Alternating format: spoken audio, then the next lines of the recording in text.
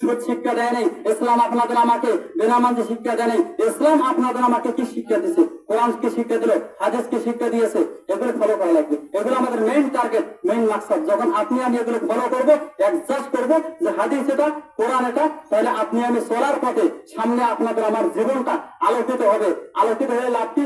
জান্নাত যাইতে পারবে ইনশাআল্লাহ। সুবহানাল্লাহ ওয়া বিহামদিহি। ওয়া আলাইকুম আসসালাম ওয়া রাহমাতুল্লাহ।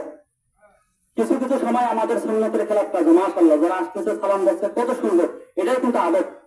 কারণ আমি বসে আছি, আমি যদি চাকরির ভয়ে, আমি যদি দেখা যাচ্ছে ইমামতির ভয়ে, আমি যদি দেখা যাচ্ছে মানে ভয়ের কারণে একটি ব্যক্তি আসলো, আমি যদি তাকে সালাম দেই, সুন্নতের খেলাফ। এই কথা বুঝে যায়? কথা বোঝার চেষ্টা করেন।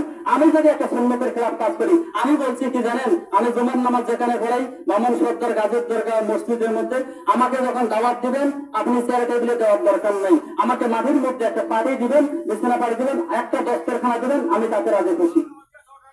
আমি ইমাম হয়ে যদি এই কথা বলতে পারি, তাহলে আমি ইমাম যদি একটা সুন্নত দস্তরখানা বিষয়ে আমল করি, আমি যদি চেয়ার টেবিলে ভাবছি, তাহলে আমার মুসল্লি আমার সাথে মাটিতে বসবে। কথা বলেন ঠিক কিনা?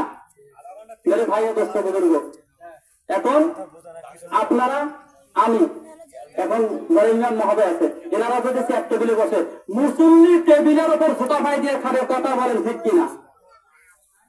ভাই, মা বাবা ভালো হলে ছেলে সন্তান ভালো হয়। কথা বলেন ঠিক কিনা?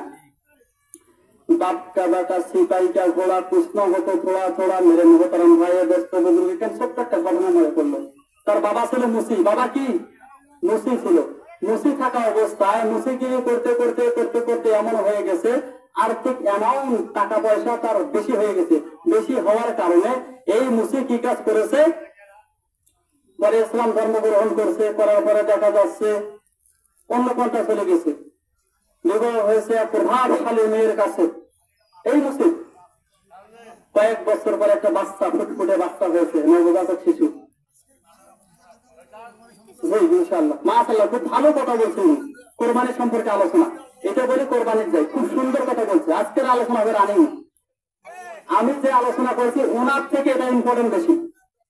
আপনি বাবা সেজেছেন, আপনার মধ্যে নামাজ নাই। আপনি বাবা সেজেছেন, আপনার মধ্যে এখনো সুদ ঘুষ। আপনি বাবা সেজেছেন, আপনি বেনামাজি। আপনি বাবা সেজেছেন, রসুলের সুন্নাত মুখে নেই। আপনি বাবা সেজেছেন, আপনার স্ত্রীকে পর্দায় রাখতে পারেন না। আপনি বাবা সেজেছেন, আপনার মেয়েকে পর্দায় রাখতে পারেন না। কথা বলেন ঠিক কিনা? আপনার ছেলে কি করবে? ল্যাংটায় নাচবে। কথা বলেন ঠিক কিনা? ভাই বাস্তব কথা।